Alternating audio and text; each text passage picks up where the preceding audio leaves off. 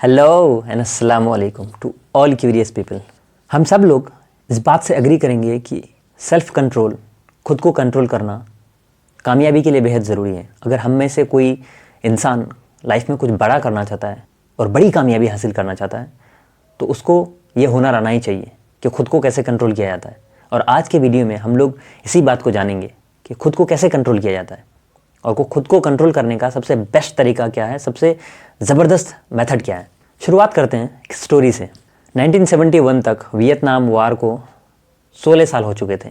जितने भी अमेरिकन फ़ौजी थे वो सब जब घर वापस आए तो पता ये चला कि मैक्सिमम फ़ौजी जो है उनको ड्रग्स की लत लग चुकी है। वो लोग हेरोइन के एडिक्ट हो चुके हैं।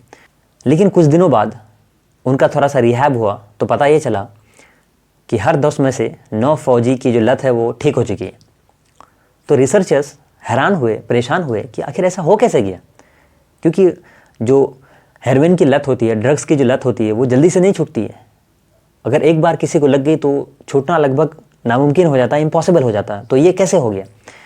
रिसर्चर्स ने खूब रिसर्च किया और खूब छानबीन की तो पता ये चला कि ये सब जो हो रहा है वो माहौल की वजह से हो रहा है। रिसर्च में ये पता चला है कि अगर कोई इंसान को ड्रग्स की लत लग जाती है, नशे की लत लग जाती है, तो और उस बंदे को रिहैब के लिए ले जाया जाता है, उसको ठीक करने के लिए ले जाया जाता है, और जब रिहैब के बाद वापस आया जाता है तो फिर कहते हैं कि जितने बंदों को नशे की लत लगती है उनमें से 90% बंदे फिर से उसी माहौल में जब चले जाते हैं तो वो फिर से नशेड़ी बन जाते हैं, फिर से उनको नशे की लत लग जाती है।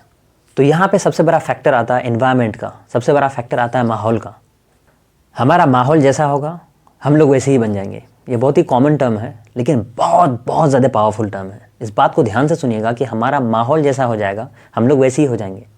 रिसर्च में ये पाया गया है कि जो लोग खुद को कंट्रोल कर लेते हैं और जो लोग खुद को कंट्रोल नहीं कर पाते हैं उनके बीच कोई ज़्यादा ख़ास फ़र्क नहीं होता है। जो लोग खुद को कंट्रोल कर लेते हैं वो बस अपनी लाइफ को इस तरह से डिज़ाइन करते हैं, अपने माहौल को इस तरह बना लेते हैं कि खुद को कंट्रोल करना, सेल्फ कंट्रोल और विल पावर, इन चीज़ों की उनको इतनी ज़रूरत नहीं पड़ती है। इस पर मुझे एक बहुत ही फेमस एग्जाम्पल याद आता है। इंडिया के बहुत बड़े और फेमस यूट्यूबर हैं अंकुर वारिकू सर। मैं उनका कंटेंट खूब देखता हूँ और अंकुर वारिकू सर अपने वीडियोस में अक्सर बताते हैं कि वो कैसे सोशल मीडिया को एक लिमिटेड टाइम के लिए यूज़ करते हैं। वो हर एक सोशल मीडिया ऐप पे लॉक लगा के रखते हैं और उन लॉक का जो पासवर्ड होता है उनकी वाइफ को पता होता है, उनको भी नहीं पता होता है, और वो उनके हाथ में दे देते हैं। तो कहते हैं कि जब भी मैं सोशल मीडिया चलाता हूँ और जब 1 घंटा पूरा हो जाता है उसके बाद उसमें लॉक लग जाता है और मैं उन लॉक को खोल नहीं सकता क्योंकि मुझे पता ही नहीं होता है पासवर्ड। तो कैसे आपने देखा कि अंकुर वारिकू सर सेल्फ कंट्रोल को इतना ईजी बना देते हैं? क्योंकि वो उस तरह का माहौल ही बना देते हैं। जेम्स क्लियर अपनी बुक में बताते हैं कि the people with the best self control are typically ones who need to use it the least. मतलब जिन लोगों के अंदर सबसे ज़्यादा सेल्फ कंट्रोल होता है उनको सेल्फ कंट्रोल की इतनी ज़रूरत ही नहीं पड़ती, because of his environment, because of his माहौल। Will power, grit, perseverance, self control, ये सब क्वालिटीज़ सक्सेस के लिए, कामयाबी के लिए बहुत ज़्यादा ज़रूरी हैं। लेकिन इन सब क्वालिटीज़ को डेवलप करने का, इम्प्रूव करने का ये तरीका नहीं है कि आप डिसिप्लिन इंसान बन जाओ, बल्कि इन सब क्वालिटीज़ को इम्प्रूव करने का, डेवलप करने का सबसे बेस्ट तरीका ये है कि आप अपने माहौल को डिसिप्लिन बना लो। क्योंकि जब आपका माहौल डिसिप्लिन हो जाएगा आप खुद ब खुद डिसिप्लिन बन जाओगे और ये क्वालिटीज़ आपके अंदर अपने आप आ जाएंगी। ऑस्टिन टेक्सास की एक थेरेपिस्ट है पैटी ऑलवेल। पैटी ऑलवेल को एक ख़राब आदत थी स्मोकिंग की। जब भी वो अपने दोस्त के साथ हॉर्स राइडिंग करने जाती थी तो वो स्मोकिंग करती थी। तो जब उनको ये बात की अवेयरनेस हुई, उनको ये बात पता चला कि मैं बहुत ज़्यादा स्मोकिंग कर रही हूँ, तो उन्होंने सोचा कि मैं हॉर्स राइडिंग नहीं करूँगी, अपने दोस्त से नहीं मिलूँगी, और उसने ये सब छोड़ दिया, जिसकी वजह से उनकी स्मोकिंग की हैबिट छूट गई, स्मोकिंग की आदत छूट गई। जब 10-11 साल बीत गए, जब वो दोबारा से अपने दोस्त से मिली और वो हॉर्स राइडिंग करने लगी तो उसके बाद उसको फिर से सिगरेट पीने की चाहत हुई, सिगरेट पीने की इच्छा हुई। अभी सोच सकते हैं कि 10-12 साल जिस आदत को उसने छोड़ दिया था उसके बाद भी जब वो उस माहौल में चली गई तो फिर से उसको सिगरेट पीने का मन करने लगा। जेम्स क्लियर अपनी बुक में बताते हैं कि जब भी एक आदत आपको लग जाती है वो ज़िंदगी भर नहीं छूटती। अब आप पूछेंगे ये क्या बोल रहे हैं, आदतें तो छूट जाती है? नहीं, आदतें नहीं छूटती। आदतें हमारे दिमाग में 2 पर्टिकुलर न्यूरॉन को कनेक्ट करती हैं जिसकी वजह से वो हमेशा हमारे दिमाग में रहती है।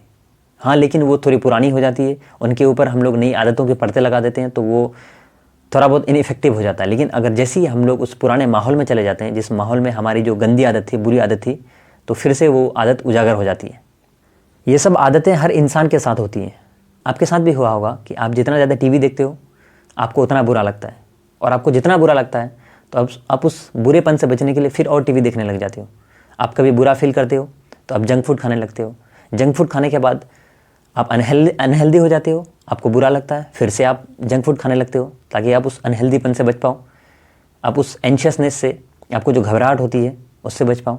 आप बहुत ज़्यादा शॉर्ट्स देखते हो, रील्स देखते हो और बहुत ज़्यादा वक्त बर्बाद करते हो। जब आप बहुत ज़्यादा वक्त बर्बाद करते हो आपको बुरा लगता है, और जब आपको बुरा लगता है तो आप इस फीलिंग से, इस बुरेपन से बचने के लिए फिर से आप रील्स देखने लग जाते हो, शॉर्ट्स देखने लग जाते हो, फिर आपको बुरा लगता है, फिर आप देखने लग जाते हो। तो ये एंडलेस लूप बन जाता है और ये कभी ख़त्म नहीं होता है। इसको ख़त्म करने का एक ही तरीका है कि आपको माहौल बदलना पड़ेगा। आपको अगर ऐसा लगता है कि मैं काम नहीं कर पा रहा हूँ, मेरा जो इंपॉर्टेंट काम है वो नहीं हो पा रहा है, आप अपने फ़ोन को दूसरे रूम में रख दो, दूसरों को दे दो। आप बहुत ज़्यादा टीवी देखते हो और आप ये सोचते हो कि मैं बहुत ज़्यादा वक्त बर्बाद कर रहा हूँ, आप दूसरे रूम में आ जाओ, फिर देखो। आप बहुत ज़्यादा वीडियो गेम्स खेलते हो, उन वीडियो गेम का एक्सेस किसी दूसरे को दे दो। आप ज़रा सा माहौल चेंज करो, फिर देखो कि आपके अंदर कितना बदलाव आता है और आप कितना ज़्यादा चेंज होते हो। इसलिए कहते हैं कि सेल्फ कंट्रोल एक शॉर्ट टर्म स्ट्रैटेजी है, लॉन्ग टर्म स्ट्रैटेजी नहीं है। लॉन्ग टर्म स्ट्रैटेजी ये है कि आपको अपना एनवायरनमेंट बदलना पड़ेगा, आपको अपना माहौल बदलना पड़ेगा। आप कितने ही दिन तक अपने टेम्पटेशन को कंट्रोल करते रहोगे? आप खुद को एक बार कंट्रोल कर लोगे, 2 बार कंट्रोल कर लोगे, 3 बार कर लोगे, 4 बार कर लोगे, अब उससे ज़्यादा नहीं कर पाओगे, आप हार जाओगे। अपने दिमाग से आज तक कोई नहीं जीत सका है और आप भी नहीं जीत पाओगे। अपने दिमाग से लड़ना इस तरह है जैसे कि अपने परछाई से लड़ना। आप अपनी परछाई से लड़ोगे, आप खुद ही थक जाओगे, आप खुद ही हार जाओगे। तो अपने दिमाग से ना कोई जीत सका है और ना कोई जीत सकता है। इसलिए कहते हैं कि motivation is over hyped, environment matters the most. मतलब ये मोटिवेशन, विल पावर, खुद को कंट्रोल करना, ये सब ओवर हाइप्ड चीज़ें हैं। एक बार अगर आप उस माहौल में चले जाते हो जिस माहौल में जो काम आप करना चाहते हो वो सारे लोग वो काम कर रहे हैं, आप खुद ब खुद वो काम करने लग जाओगे। आप अगर एक रीडर बनना चाहते हो, आप लाइब्रेरी में चले जाओ, फिर देखो आप कैसे रीडर नहीं बन पाते हो। आप अगर एक्शन टेकर बनना चाहते हो, आप उन लोगों के बीच में चले जाओ जो ज़्यादा एक्शन लेते हैं। आप कुछ भी करना चाहते हो, आप बस उस माहौल में चले जाओ। कहते हैं कि अगर आपको मुंबई में लोकल ट्रेन पे चढ़ना है तो आप भीड़ के बीच में आके घुस जाओ, भीड़ आपको खुद धक्का दे देगी। तो उसी तरह माहौल है, आपको कुछ भी करना है आप उस माहौल में चले जाओ, आपको कुछ करने की ज़रूरत नहीं पड़ेगी, आप खुद ब खुद करने लगोगे। सो बचपन से हम लोगों को जो बोला जा रहा था कि तुम्हारा माहौल सबसे ज़्यादा इंपॉर्टेंट है, अपने माहौल को सुधारो, अपने एनवायरनमेंट को सुधारो, और हम लोग मजाक में उड़ा देते थे इस बात को सुन करके। अभी पता चल रहा है कि ये बात कितनी इंपॉर्टेंट है। हमारा माहौल ही हमारी ज़िंदगी डिसाइड करता है, हमारा माहौल हमारी पूरी लाइफ डिसाइड करता है। सो अगर माहौल चेंज करेंगे तो ज़िंदगी चेंज हो जाएगी, लाइफ बदल जाएगी। वेल देन, ये वीडियो आपको कैसा लगा कमेंट सेक्शन में ज़रूर बताएं, अपना इंपॉर्टेंट फीडबैक ज़रूर दें ताकि मैं अपने आप को और इम्प्रूव कर सकूं। This is Farhan Shamimi, thank you so much.